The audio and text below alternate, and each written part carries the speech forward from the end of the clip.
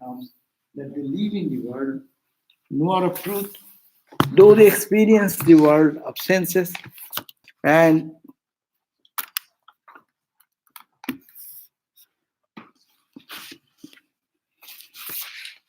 they live in the world and they experience like us as it appears that they are seeing the world as we as a transactional world we call the world in which we move, see, experience. They also do the same way, but they live like a person who is almost going to sleep mood, meaning not they're dull, but what they do going to that mood, their values, the value we put to the world becomes zero for them because this world is vanishing as it were. So nidraluvat, nidralu ivo lakshate. They look like that, they live in the world, but not very attached like us. We get excited if something happens. What I wanted, it didn't happen. What happens? We get upset. Well, but for them, they live as if something happening, it is nothing to do. I am going to my sleep mood. So live like that, living in the world, but at the same time totally detached. So it says the knower of truth, though experiences the sense objects with the help of the external organs, always remains introverted. Their mind turns this way. And as a result, being absorbed in their own self.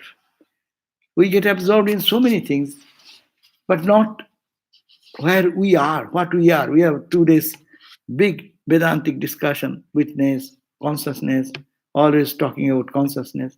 And that conscious entity, what is within, that is real me, I never looked at that side. I only saw whatever is sensate universe, dancing, singing, talking, this, that. And my hand, feet are also moving. I never thought anything else but me, the body, the mind, the bundle of this psychophysical entity. So, but those who have realized, they live like that. 10th verse we have read also.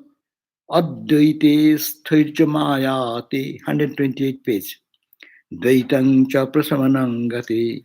So, Advaita sthirjamayat, when they get established in the non-dualistic experience, sthirja means steadiness. When they get steady in the state of non-dual experience, dvaite cha prasamanangate, this duality, which gets subdued, dvaite cha prasamanam. Yogina karma kurmanti, we find that they also work like us. Can you move one step so that I can see the faces? Not both of you, one will do. Nice. There we got everyone. So, these yogis, yoginaha, these yogis who have contemplated on the self, taking the picture outside, now they are taking selfie. Who have expert in taking the selfie picture. That means know and understand who am I really, not this. So when they do that, then yogina karma kurvanti. We find that yogis, they perform work. Look at Swami Vivekananda. He came in this country within few years, revolutionized the thoughts of this country, and he set a fire from the concept of your sinner to your effulgent self, undying self. Ma, what a total change in the thought process from the idea of sin to the idea of a perfect purity. So that is they live in this, and we find that they're extremely engaged in action. But at the same time, Swapnavat Jagat, they look at this world with the intent that it is like a swapna, like we see in the dream state. In the dream, we see so many things. Now I know, come back. And what I say now, oh, it is dream. Dream has any value? And many people try to understand what is the value of this dream, that. It matters little. Dream is dream. When you saw, it is gone. Normally, all the dreams are like that. In some specific dream, you may be fascinated with it to know what is the meaning of it, why did I see that? That's your explanation. But the question is that in our life, how many dreams we saw, and where is this value of those dreams? So that is the condition they live in the world like a tired person, as like us they live, but they are totally looking at the world like a dream world. As it is dream, we don't pay attention to the world. It's an experience, but it has no reality. But they live in their inner consciousness, become absorbed in the self, in the divine. And therefore, they are always look like as if they were in a sleep mood. And they have this experience of the world is there, but it is not real. As we say, this is real, is it not? This is real. Dream is real when we saw. But when we come out, we know it is dream. So this is more real in our human perception. So the Gyanis live in the world. They think this world I am seeing, it is also a dream. The Upanishad says, in our mantra in the Upanishad is very importantly, they say, by prayer, there is a prayer to Vedantic prayer, not to a personal God. It is a bad dream, let it go from my life. Oh Lord, please take away this dream. Then what will happen? What is there, that will be experienced. So, that is the 10th verse we have read. Today we are going to the 11th verse.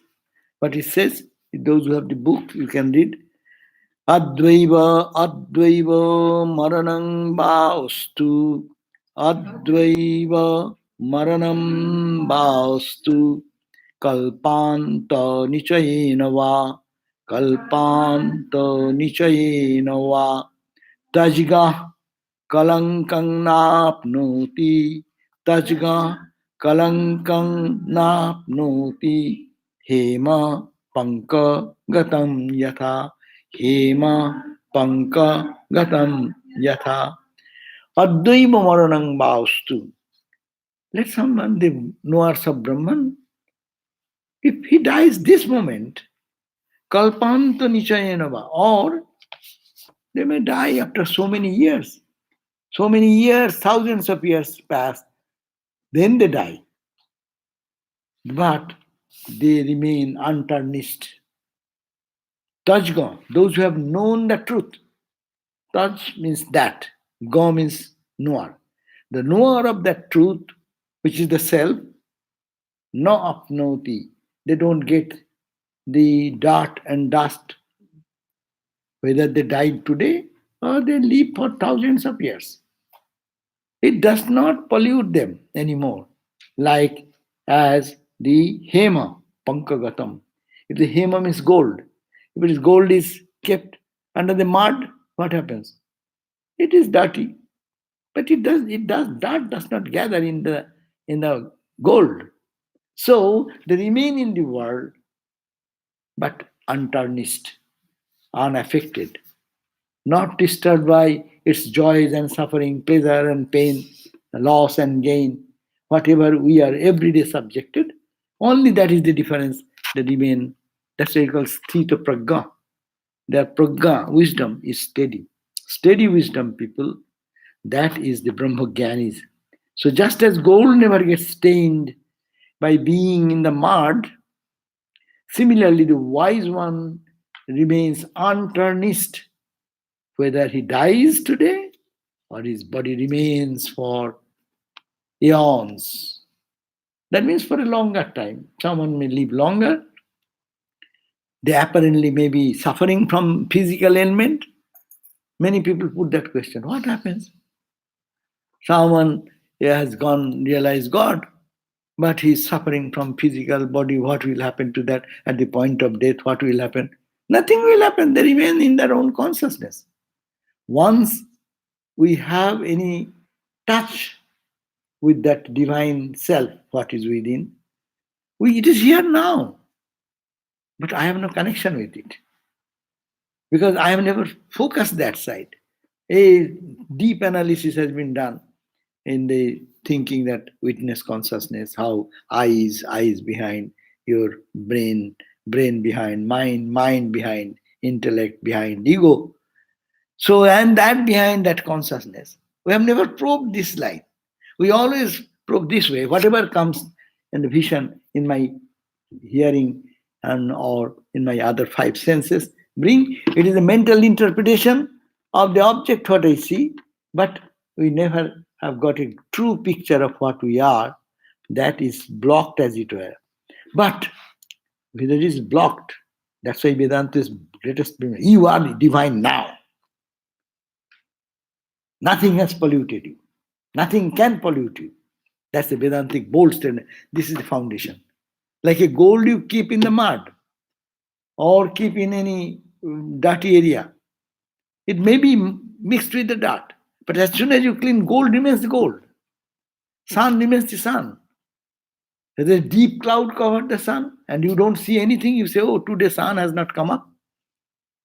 Or it is a thin layer of cloud and see the glowing light of the sun coming through to some patches, glimpses of the divine is coming to. Matters little, sun is shining all the time. There is no day, there is no night. Day and night is our conception. Sun is any time, is there any moment when sun is not in the sky? So, but we create our idea, this is the sun rises, sun sets. There is no rising and setting of the sun. Therefore, there is no rising and setting of the consciousness which is within, which I am. It has been day and night, the same I. I was observing my sleep. I observed my all waking experiences. I observed in dream experience. I. This is not this I. This I sleeps. This I dreams. But that I, who observes all this, he never does anything. So that's why that is immortal and that is me. Not this, what I am seeing now. What my emotions are teaching me. What my understanding about the world gives me the view of I am suppressed, I am oppressed, I am disturbed, I am sick, I am this. All you are talking, we are all describing about our functions of the body and the mind. But we are never talking about who we are really. So this is the point that the Brahmajnani, even after that realization, or not even we, all ordinary people, we are that unchanging consciousness. Nothing have polluted that, can pollute it. There is nothing to pollute that. That's why Vedanta books teach us Ghanachanna Drishtir, Ghanachanna Markam, Yatha Baddavad Bhati, Chatire Mudha, to the fools, as that sun, the ever shining, how big is sun in comparison to the earth? But our tiny eyes are covered by something. And we say, oh, the sun is not there. No. How much of the space our cloud covers? We are having a clouded night, day, and you see, go few 500 miles or 1,000 miles, there is sun is shining. So where it is shining, what is not shining, half shining, quarter shining, these are all dependent on this cloud and cloud of ignorance.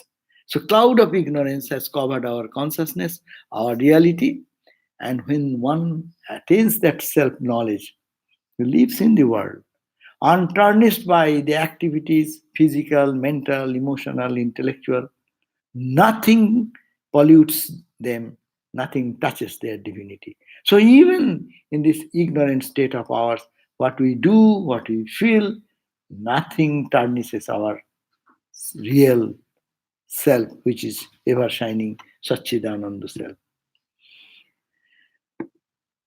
So you can put any question anytime.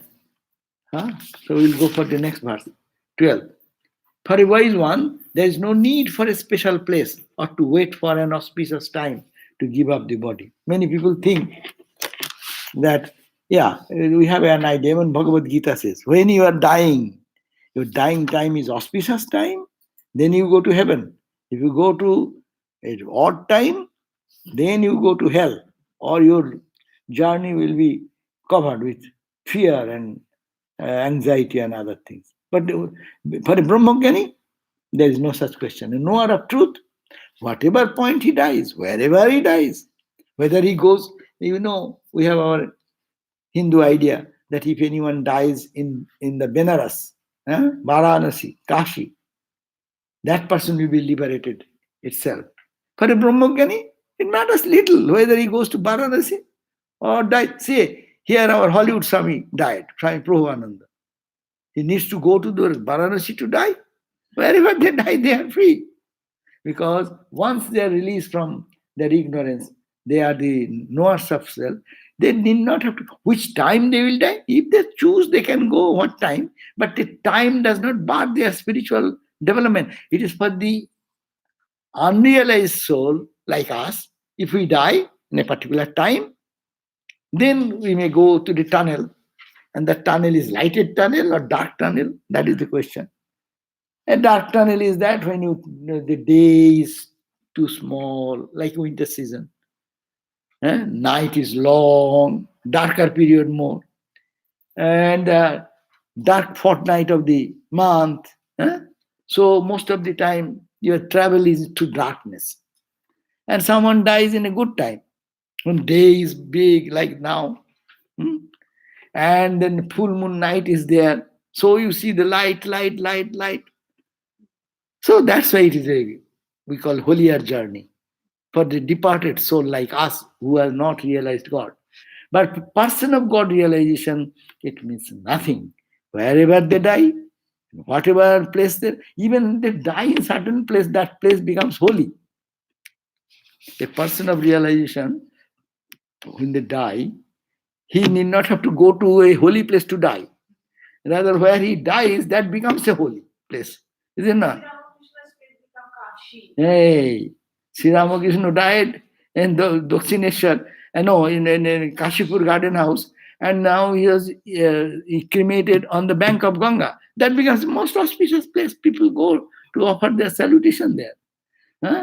Swami Vivekananda, the bank, we go and then salute that place. That has become a holy place. Christ. People go to see the places to feel the presence of Christ. So, holy people, when they die, they don't need. You go to the Assisi. They're his place of living and his tomb and other things. Go, you feel something more. That's the place which is pure. So, they need not have to find a good place to go and die. So, Tanung Tajatu, okay. Tanung Tajatu ba kasyang, Tanum Tajatu ba kasyang, Swapachasya grihe athava, Swapachasya grihe athava, Jnano samprapti samaye, Jnano samprapti samaye, Muktoshi vigata shayo, Muktoshi vigata shayo. Wherever the wise one gives up his body, be it a holy land of Varanasi or the home of an outcast, that means a good place, bad place, he becomes free from his subtle body at the very moment of his attainment of knowledge. No? You live now, suppose you realize God now, what will happen? At this moment you are free. You totally know, I am residing in the body. As you know that you are in this temple. I am not the temple. I live in the temple. Okay, na? So when a man knows that, he is called the realized soul. I live in this body. This is a house. And I am living in the house. But I am not the house. So when they know it, so wherever they die, it matters little. It is holy or unholy. It means nothing. Note 9, it says, its implication is what? Non-identification with the subtle body. We identify in two levels, no? Now, I'm identifying with this body, no? Anything happens to the body, I'll be affected. Anything happens to the sense organs connected with the body, I'll be affected. And there is another with the subtle body. What is our subtle body? We have discussed many times. What is the subtle body? We have three bodies. One calls this body. gross. Then another is called the subtle. Another is called the causal, cause. The cause of the subtle body. And that is the cause of the gross body. So we have three bodies. Now, when you go to deep sleep, you live in your causal body. That body, there, you have a body you do not know. You say, I slept well. That's a deep sleep state. There you are there. So what is that body where you say, I slept well, but some experience of something which you do not know, that is called the causal body. When you come into dream world, then you are in the subtle body. Because in dream you drink water, not this water. Huh? You eat food, not this pizza, but there is a dream pizza. So you go there, you see the sun, not this sun, but your dream sun, dream moon, dream ocean, dream cars, dream drivers, dream people. So all dream created by your mind. So that is called the subtle body. And gross body is this body. So we have three bodies.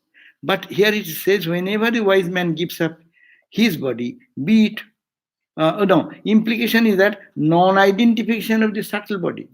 We have identification with the subtle body. That's why when we go to sleep, we lift our identification from this body to that body, like a Velcro. You touch it here now, and now night time you rip off from this and you hit onto the subtle part. No. That's why you live in the dream world, and dream world is so true for all of us. And then again there is a Velcro which can be shifted to the causal body. You go to deep sleep. No? So this is we get identified into the gross body, or we identify with our dream body, or we go to our sleep body. So this identification, for a knower of truth, all identification is gone. Therefore, there is no point of his being in ignorance.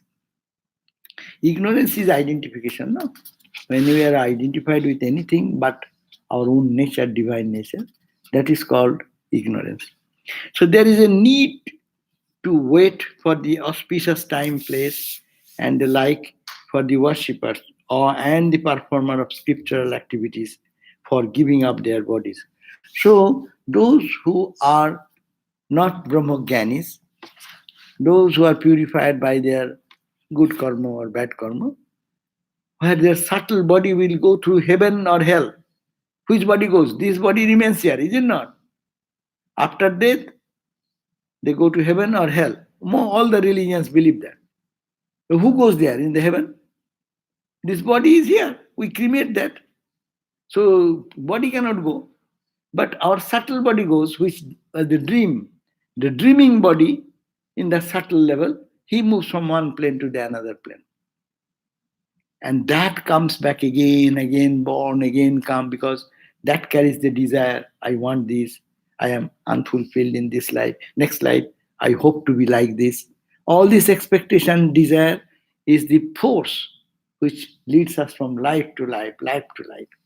But when detachment happens to the subtle body, there is no need for going to anywhere. I don't identify with my subtle body anymore. I have no desire. Mind, I don't identify with my mind. If I can do that, that means you identify with divine self. If that happens, then there is no need to wait for the auspicious time, place, and the like for the worshipper and the performer of scriptural activities for giving up their. But the wise one have no such need. Ordinary people like us, we are meditators, we are karma yogis, we are bhakti marga. Till we disidentify with our subtle body, we have our place, good place, bad place to go, auspicious time to leave the body and this and that.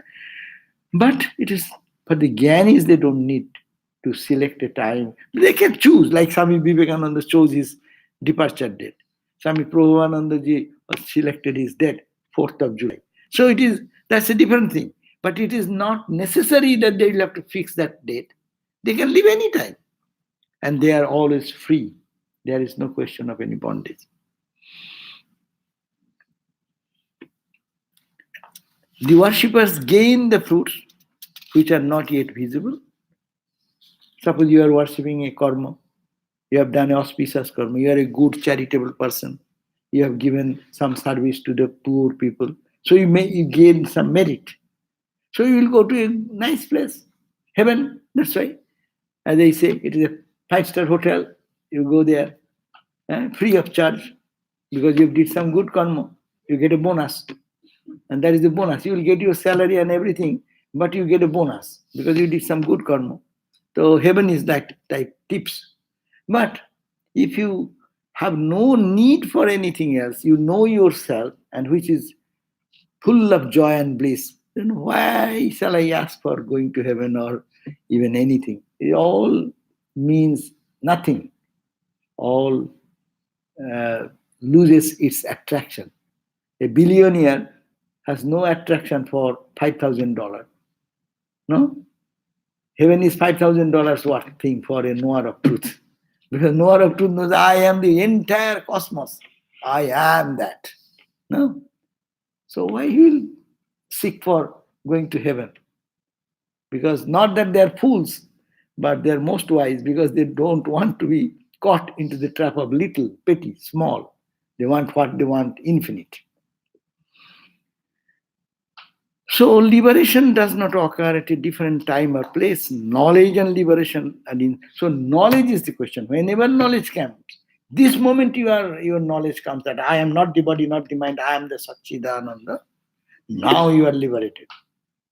The body will go on according to its prarabdha, the momentum of the past actions and thought. This bullet, you have triggered a bullet, and bullet is out of your hand.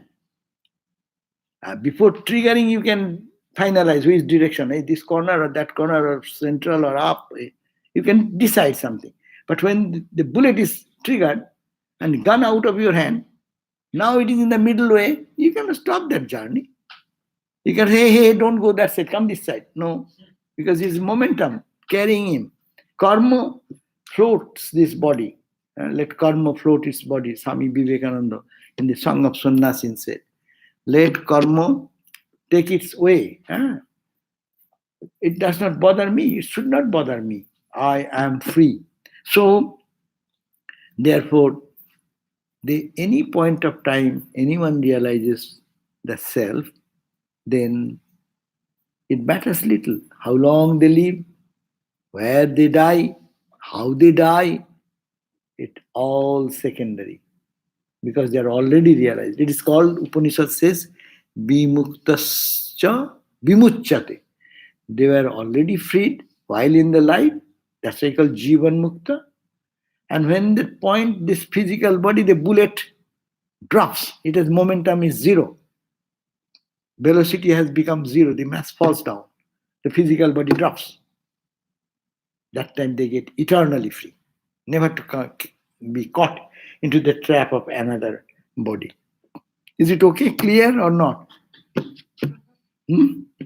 Any question? Do avatars also have momentum? Nah, avatars are avatars and Think of nah. the death of Krishna, Sri Krishna. That he knew. Right, but not exactly a death anybody would want to plan for themselves. He has planned for himself. See, Swami Vivekananda has planned for himself. Ramakrishna, he wanted, what do you want? I will be in Samadhi and come down and eat little bit occasionally. Then Ramakrishna said, what? I thought that you will be like a big banyan tree and suffering people of the world will come and you will give consolation to them. And you are so selfish. You think like that. Then he said, you will have to do mother's work. Huh? So mother's work was pushed upon him. And he said, you would read the letters of Swami Vivekananda 3 years, 2 years before. He's always saying, I will not be here after 40. So he's giving that signal all the time. I am not, when my work is limited, I am not here. I am not a man of this world.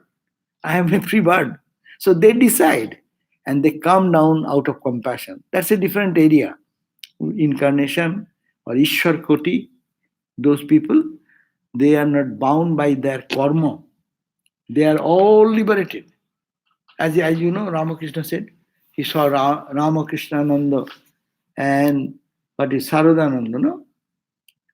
Soshi Maharaj, Ramakrishnananda and Sarvadevananda.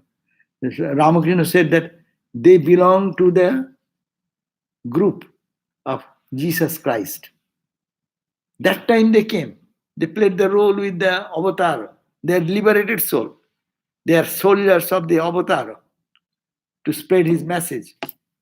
And out of them, they have been born again with Ramakrishna. So they are not bound by our rules. But though they come and they do sadhana, they get instruction. They as if they are bound. They are asking for practice and getting the grace of the guru. All these things, but they are already liberated souls. In the case of Sri Krishna, he obviously, amongst the many things he did, the message at Kurukshetra was the huge lesson for us.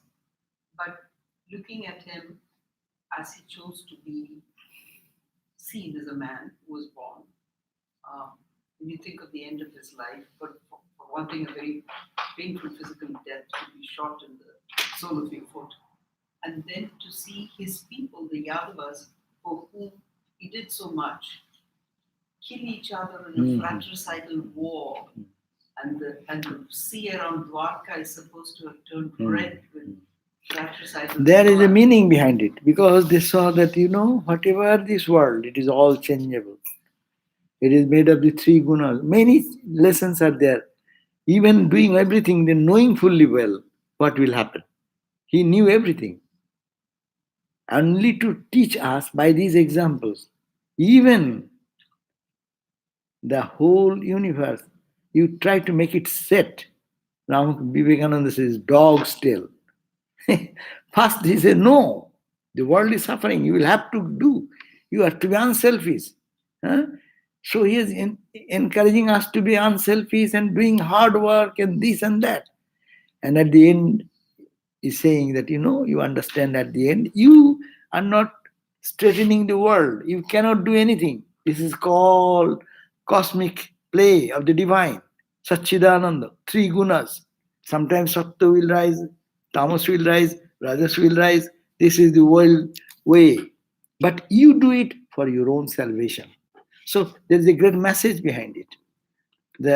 How much we do the world tail, as you see curly tail of the dog, you release. What happens? The tail again gets curled. Huh? So you try 2 times, again it comes like that. But why you do that then? I do to straighten myself, my angularities, my ignorance to wipe out. So they know they are a different type of people. So now, he's to support this idea. He's quoting from Panchasiti.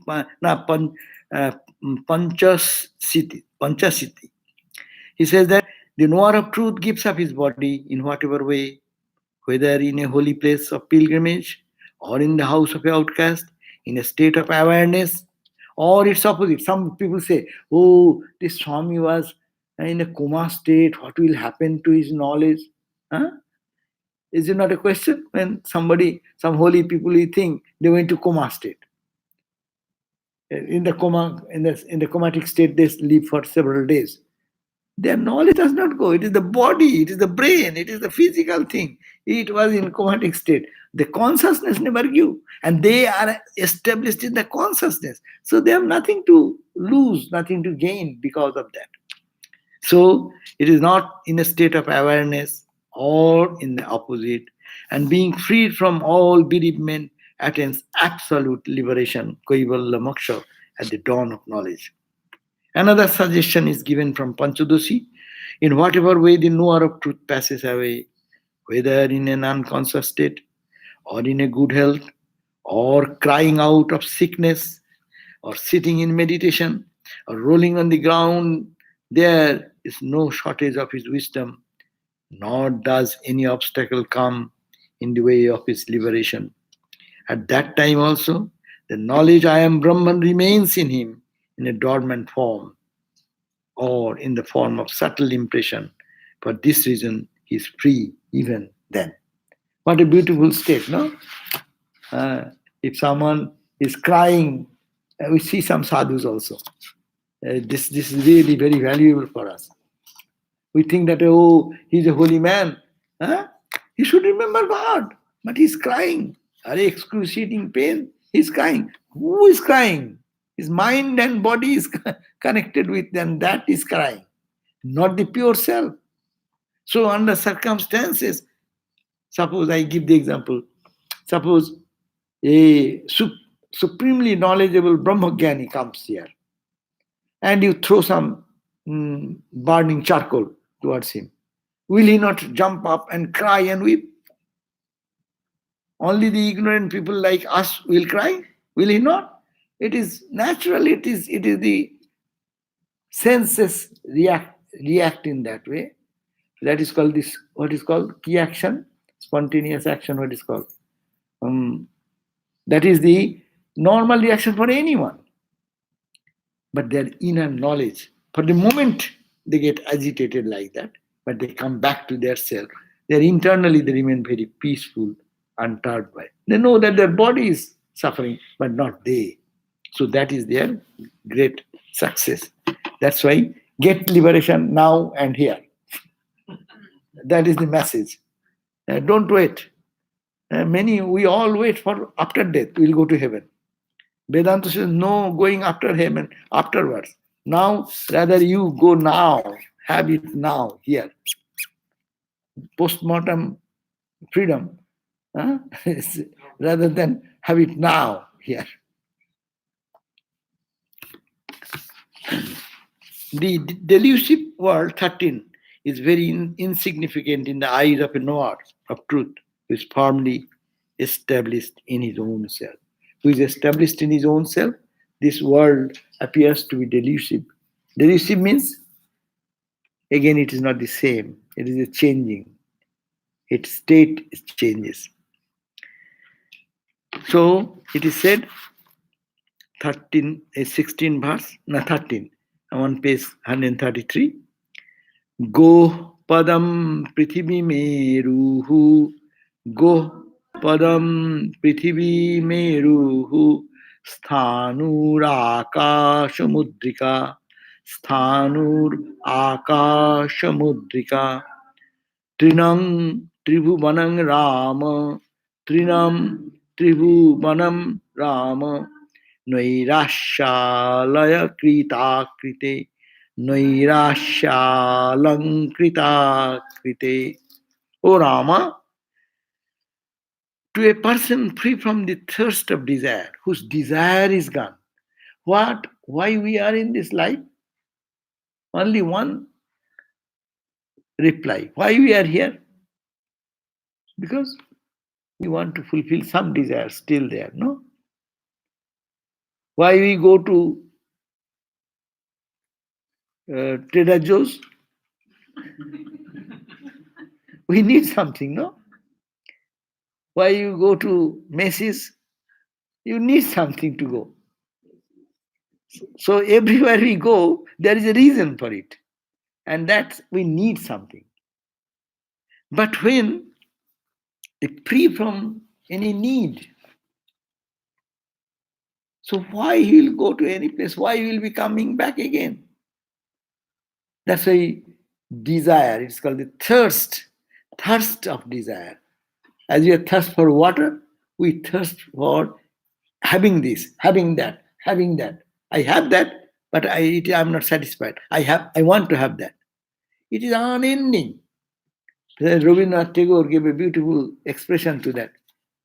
Ami bohu basanare pranpone chai kripa kore tumi bachale na.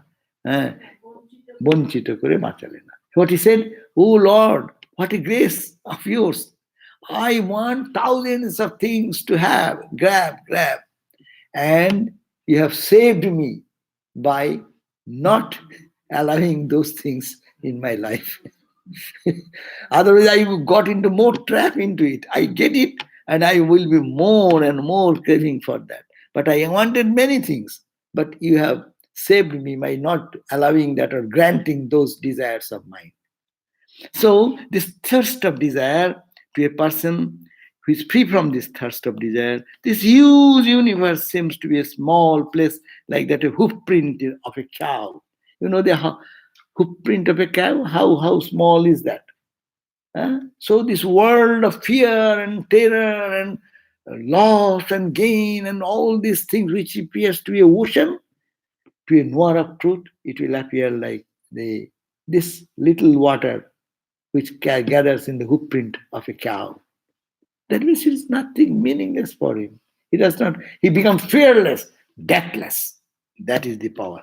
The very lofty mountain Meru appears as a mere pillar. That means nothing. He attains his divine self, so big, so gorgeous, that in comparison to that, everything is nothing, nothing, nothing. The vast sky is like the space within a ring hole. You see, finger, ring in the space in between is how big? Whole space, my God, galaxies, millions and billions of galaxies. And you say it will appear to a Brahmajnani because he has attained to his divine entity. That is so big in comparison to this. This whole space will appear like a space inside the ring. Huh? This is giving the idea that how big is our Atman. If you attain to that, what happens? And altogether, these three words seem only a blade of grass. So Mahidhar gives some commentary on this verse. What says? To the person whose body or form is ornamented by dispassion. You see, very beautiful language. Whose body and mind is ornamented. We ornament with our gold and jewels. But if our ornaments may be dispassion, eyes, ear, all the five senses, they are all detached. Live in the world with free soul, not caring for anything. Even the Emperor Alexander comes to take him, that poor guy. He does not care for anything. The jewels and the pomp and gorgeous state of staying in the palace, meaning nothing for him. A fakir who has no position. So that is the glory. So ornamented by dispassion, meaning a person who has no thirst for any sense objects. The universe seems like the hoof print of a cow, mountain Meru as a mound, cosmic space as the space within a finger ring, and the three words, heaven, earth, and interspace, as a blade of grass. It is needless to say that the person free from ardent desire is verily the best in every way. This is the inner meaning. Holy Mother said, Nirbashana ho, takhoni hai. She says that if you become totally free from any craving for any limited objects, sensate objects, which is all limited, if you can get out of this moment, you can become free. So the ornament of dispassion, ornament of discernment, that is the only thing which can liberate us. We are bound because we love those things and we lose our real self. We love. In our life, you look at that, we love something or other, but we forgot to love ourselves. What is our own? Huh? So the note says the thirst for worldly objects is truly the root of all types of suffering. Shankara said, he is verily poor, whose thirst for sense object is very immense. Only the man of wisdom, devoid of thirst for worldly objects or expectation, attains immortality. Kova daridrahi vishal trishna. Who is poor guy in the world? Shankaracharya says, who is the poorest guy in the world? Who is Vishala Krishna, whose Krishna thirst for sense objects is big like a ocean. Big expectation. You know, as big is our expectation, so big is the fall of ours. No, in our life. Look at that. What big expectation we do when we cannot accomplish. Who cries? He who has expected so big. And who is free? You do your work. Have a goal, a big thing to accomplish, but not attached to it. Then you are free. Good comes good, bad comes bad. I did it my best, but I'm free soul. Why shall I be crying? Keep your goal high. But when you attain or not attain, it should not bother. It should not trouble us. So that Vishalo, Sankara's words are beautiful. Vishalo Trishna. Trishna means thirst. Is Vishalo, whose this thirst of this world and worldliness is big, huge. That is the most daridra, poorest guy in the world. Kava amritaha syat sahiyo nirashaha. Who is immortal? Who is the richest guy in the world? Who does not say, I don't care for anything of the world? Look at that. That's why Christ said what? He who loseth everything for me. What is that? I forgot the exact quote. But the idea is this. One who loseth everything for me. So, but we want to hold everything, but not God. So that is the person, Amrita, immortal, who have no expectation. No, he's not poor. Poor means give me, give me, give me is poor. We are seeking, running to the world, give me this, give me that, give me that, give me that. To everybody, to everything. We are asking from the garden. Garden, give us good food, good fruits, good flowers, good this. We are asking for the human being, give me this, give me this, give me this, give me love, give me money, give me this, give me help, give me this, give me this. All is bigger, bigger, bigger, bigger, bigger, bigger. So where is the freedom of a beggar? But who says, I don't care. I have my own treasure inside. I am free soul. So that is the person lives in ecstatic joy.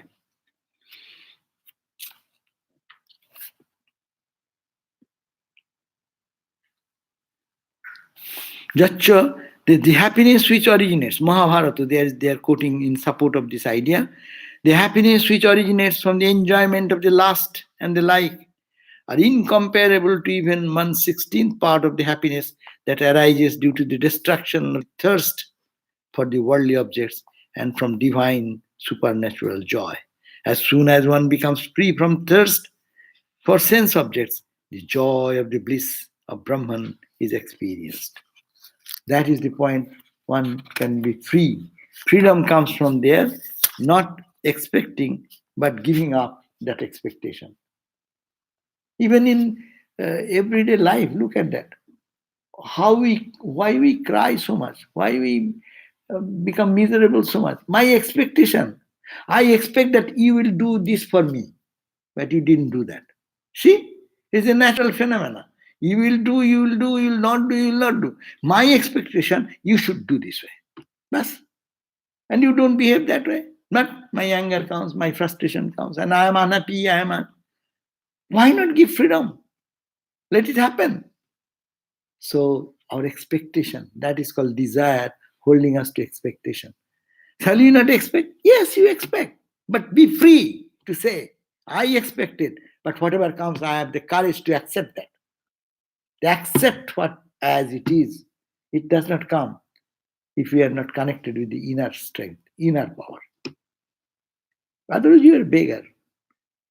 There is a song, a Hindi song,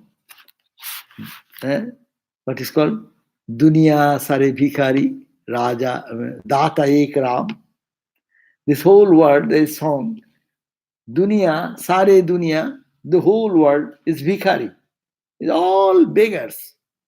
Beggar, begging for everything in the world. But who is the giver? Data is the Ek Ram. Ram, God, is alone the giver. And actually he is giving. He's giving his love, his affection, his wisdom, his beauty, through everything. But we don't recognize him. We recognize the flower. Ah, what a beautiful flower. Flower is beautiful. Who is the beautiful behind that flower? We don't see that presence of the divine. To see the divine in everywhere, if one can see, he will not be a beggar because he will be the richest guy in the world because everything belongs to that person because he is not expecting anything. All our suffering, all our misery comes from expectation. From a person, from a society, from a family, from our nation, in the international market you go, everywhere, expectation, expectation, expectation is the cause of our all miseries and suffering. So expect. I will not expect. Yes, expect that which is infinite and try to get that self. That is the teaching of this book. Hmm? So what type of conviction will come? Say that is, I am full inside, I am full outside. Or I say nothing is inside me of the world, nothing outside the world. No, I am totally satisfied and full in my own divine nature, like the space. The time is up, so I'll probably end here.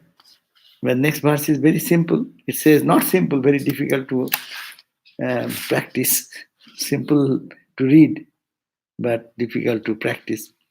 Antashunna bahishunna, antashunna bahishunna, shunna kumbha ivamare, shunna kumbha ivamare, antapurna bahipurna, antapurno bahipurna, purna kumbha iva arnave, purna kumbha iva arnave. It's a good way of meditation.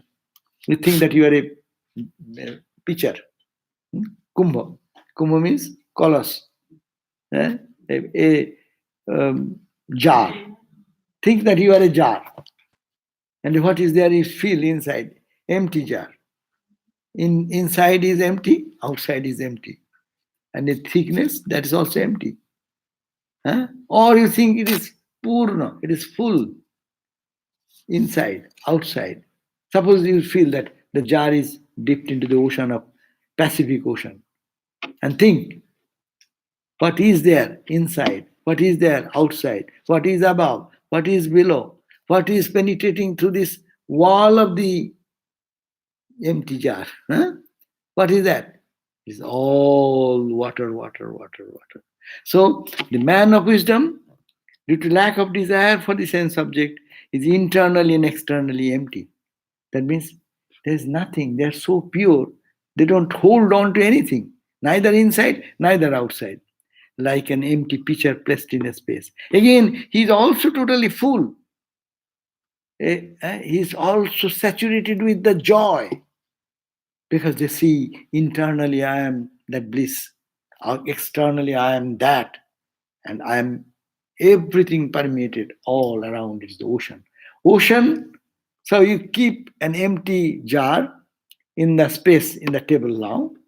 Outside is empty, inside is empty, and even the thickness of the jar, that's also empty. Space, as if nothing is there. Nothing of the worldliness. And the now knower of truth will feel, I am full, saturated with the bliss of joy. Limitless, infinite, absolute joy. So that is the experience of the knower of truth. The man of wisdom, due to lack of desire for the sense object, is internally and externally empty, like an empty pitcher placed in a space. Again, he is always totally full within and without, like a pitcher immersed in the ocean. Being one with the self, which is omnipresent, he remains fully saturated everywhere. That's all. Meditate that way. We can meditate. Next time you can tell us how you feel. Think that you are like a pitcher and you are free from any desire, like an empty pitcher. There is nothing inside, no content. And outside, nothing. It is been only the space. So this universe of duality, universe of pleasure and pain, universe of anxieties, and it is nothing, no, zero. And now you think you are zero. Are you zero then? No, it is all full with the consciousness, inside, outside, and everything, wherever. It is nothing but that consciousness. That is the ocean. You can think of the ocean of light, ocean of joy, ocean of peace. Om Shanti Shanti Shanti Hari Om Tat Sat Sri Ram Krishna Arpanamastu.